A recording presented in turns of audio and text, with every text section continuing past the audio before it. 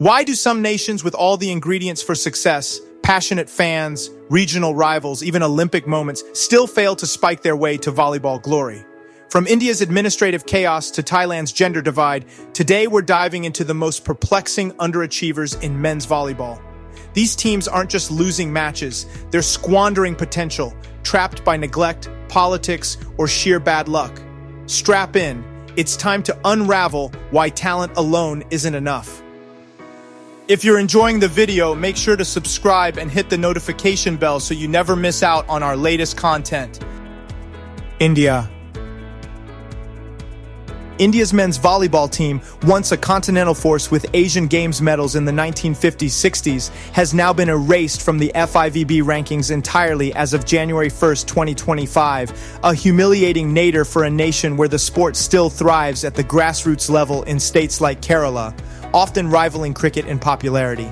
This paradox stems from systemic failures, political infighting, and chronic neglect, even as the privately run Prime Volleyball League, PVL, emerges as a rare bright spot. In Kerala and Karnataka, volleyball thrives as a cultural staple, with village tournaments drawing massive crowds. Legendary players like Jimmy George, hailed as one of the world's best in the 1970s, emerged from these regions. Yet national infrastructure remains abysmal. The Volleyball Federation of India, VFI, formed in 1951, has been paralyzed by factional wars since 2016, leading to FIVB suspensions in 2016 and 2019 for governance failures. At one point, the FIVB declared the VFI unable to govern, barring Indian teams from international events. While the VFI flounders, the Rebel Prime Volleyball League, PVL, launched in 2022, has thrived independently. The league's fourth season, set to begin on October 2nd, 2025, will feature auctions in Calicut on June 8th, showcasing its growing professionalism and appeal. PVL CEO Joy Bhattacharya emphasized its competitive parity. 3 different champions in 3 seasons highlight the league's unpredictability and quality. Calicut Heroes' 2025 Season 3 victory over Delhi Tufans exemplified this. However, the VFI initially barred PVL players from national teams, undermining cohesion. This bureaucratic hostility contrasts sharply with PVL's success. Salaries up to $21,000, expanded viewership, 206 million TV viewers in Season 2, and hosting rights for the 2023 Club World Championship in Bengaluru. The VFI's internal chaos is compounded by corruption. A 2018 CBI probe exposed embezzlement of funds meant for tournaments, while audits revealed 4.7 million rupees allocated for certificate cases vanished. Grants from the Ministry of Youth Affairs continued even during the VFI's derecognition, raising questions about accountability. India's recent Asian Games 2023 run, defeating higher-ranked South Korea and Taiwan, proved latent talent exists. Yet without stable governance, progress remains fragile. As PVL's Tuhin Mishra stated, "Our goal is to elevate volleyball in India through top-tier talent and a growing fan base." The league's expansion to 9 teams and partnerships with global bodies like the FIVB signal potential, but the VFI's dysfunction continues to shackle the sport's national prospects. Uruguay's volleyball scene is a study in contradictions. While beach volleyball has seen modest progress, these gains are fragile, relying on external funding rather than organic growth. Despite this, indoor volleyball remains stagnant, unranked globally, and starved of infrastructure. The sport's struggles contrast sharply with Uruguay's outsized success in soccer, rugby, and basketball, where cultural pride and systemic investment drive results. Geographically overshadowed by volleyball giants Brazil and Argentina, Uruguay lacks regional mentorship or competitive leagues. While Brazil's Superliga attracts continental talent, Uruguay's amateur players face early retirements due to financial instability. Even beach volleyball's rise hasn't bridged the gap. Indoor facilities are scarce, and 90% of sports media focuses on soccer. The nation's broader multi-sport excellence proves Uruguay can punch above its weight, but only when cultural identity aligns with funding. Volleyball's neglect stems from administrative inertia and misallocated priorities. Youth participation ranks below niche sports, and federation budgets are a fraction of soccer's. For volleyball to rise, Uruguay must replicate soccer's pipeline model, forge partnerships with regional powers, and redirect resources. Until then, its coastal potential remains landlocked by indifference. Great Britain. During the 2008-2012 period, British men's indoor volleyball showed remarkable promise. The national team climbed to a peak of 29th in the world rankings in 2013, a testament to the skill and potential that existed within the sport. Grassroots participation also surged by 18% during the 2012 Olympics, reflecting widespread local enthusiasm and a deep-seated love for volleyball across the UK. However, this momentum was abruptly halted following the London 2012 Games.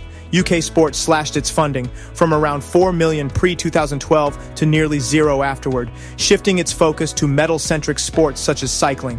This drastic cut forced the British Volleyball Federation to rely on fragmented home nations funding. For example, Volleyball England received only about $180,000 per year post-2012, an amount insufficient to build robust talent pipelines or develop competitive leagues. Moreover, despite hosting the Olympics, no legacy facilities were repurposed for volleyball, unlike those for athletics or swimming. As a result, the Great Britain national team essentially disappeared from the international stage. The individual home nations attempted comebacks with disastrous outcomes. Northern Ireland, which reappeared in May 2013, managed only a single official win and has not played since 2017. England returned briefly in 2016, recording 1 win and 2 losses before vanishing again. And although Scotland achieved a 50% win rate, they too disappeared from the scene after 2016. These fragmented efforts highlight a systemic failure in sustaining a competitive volleyball framework in the UK. The repeated failure to establish a sustainable professional league, despite multiple attempts, exposed British volleyball's core weakness, a lack of institutional support and commercial vision. The results from 2008-2012 prove that when properly supported, British volleyball can achieve significant progress. To truly capitalize on this potential, future revitalization must involve innovative private sector partnerships and increased investment to rebuild and sustain the sport. Thailand. Thailand's volleyball scene is split between its celebrated women's team, ranked 13th globally, and its overlooked men's squad, 57th, a gap forged by decades of unequal priorities. The women's dominance stems from systemic support, school programs since the 1930s, a professional women's volleyball Thailand league sponsored by Dakin, and media coverage rivaling soccer. This ecosystem produces polished talent and clubs competing regionally. In contrast, men's volleyball battles cultural and structural neglect. Stereotypes about height disadvantages against European teams marginalize the sport, starving it of sponsors and media attention. The amateur men's league lacks professional facilities or broadcast deals, while youth programs prioritize soccer and basketball. Though both teams share a passionate fan base, achievements diverge starkly. The women are 3-time Asian champions and Nations League contenders, while the men haven't won a major title since 1951. This imbalance reflects deliberate choices, not ability. The women's success proves Thailand can excel when investment and visibility align. For parity, the men's game needs parallel infrastructure, leagues, grassroots academies, and media partnerships. Until then, Thailand's volleyball story remains half-told, its potential stifled by ingrained bias. South Africa. South Africa's men's volleyball team, once a hopeful contender in African competitions, has experienced a perplexing decline since its post-apartheid unification. The team's peak came in 2001 with a bronze medal at the African Championship, its only podium finish, but subsequent performances spiraled, with 7th or 8th place finishes dominating its record before vanishing from continental tournaments entirely after 2011. Despite early optimism following the merger of racially segregated volleyball bodies in 1992, administrative instability and chronic underfunding stifled progress. The decline is particularly surprising given South Africa's robust sports culture and infrastructure. Unlike rugby or cricket, volleyball struggled to secure government or private investment, with the National Federation, Volleyball South Africa, plagued by leadership turnover and fragmented development programs. Athletes like Grant Goldschmidt, who transitioned to beach volleyball for Olympic opportunities, highlighted the lack of pathways in indoor volleyball. This decline is jarring given their 2012 peak at 36th globally, a fleeting high before plummeting to last place, 124th, by 2015, a stark contrast to their 2007 African Championship fourth-place finish.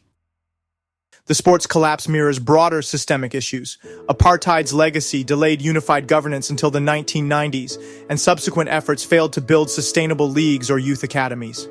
While beach volleyball briefly gained traction, hosting events like the 2023 BRICS Games, indoor volleyball remains sidelined, emblematic of a nation's selective sporting priorities. South Africa's story is a cautionary tale. Potential alone cannot overcome neglect. New Zealand. The New Zealand men's national volleyball team, known as the Volley Blacks, is an oddity in a country famed for its sporting excellence. In a nation where rugby, cricket, and sailing are celebrated globally, volleyball remains a perplexing outlier. Despite New Zealand's reputation as a powerhouse in many sports, the Volley Blacks have struggled on the international stage. Ranked 44th globally in 2019 before disappearing from the FIVB rankings altogether, the team's erratic performance underscores deep-rooted administrative and structural issues. Historically, New Zealand's indoor volleyball record has been inconsistent. In the 2014 World Championship qualifiers, they lost all their matches, and although a brief spark appeared in 2016 when they managed wins over Fiji and Tonga, they faltered again in 2017, losing every match in the final round. This is particularly striking given the nation's overall sporting infrastructure and success in other disciplines. Moreover, while their trans-Tasman rivals in Australia consistently rank among the top 30, New Zealand has missed critical opportunities for collaborative training, coaching exchanges, and joint tournaments, a stark contrast to the dynamic sports exchange seen in rugby. At the grassroots level, volleyball participation in schools has surged by approximately 65% over the past decade. If this trend continues, volleyball is on track to become the top school sport by 2025, surpassing netball. Yet despite this vibrant base and potential, the Volley Blacks struggle to translate domestic enthusiasm into international success, leaving New Zealand's volleyball paradox a cautionary tale of untapped potential. These nations prove that volleyball isn't just about power or height, it's about systems. Without investment, governance, and cultural buy-in, even the most promising teams fade into obscurity. But change is possible. Which of these underdogs do you think could rise first? Drop your pick in the comments, and if you're craving more deep dives into sports' untold stories, smash that subscribe button. Until next time, keep swinging for the bleachers, even if the net feels a little too high.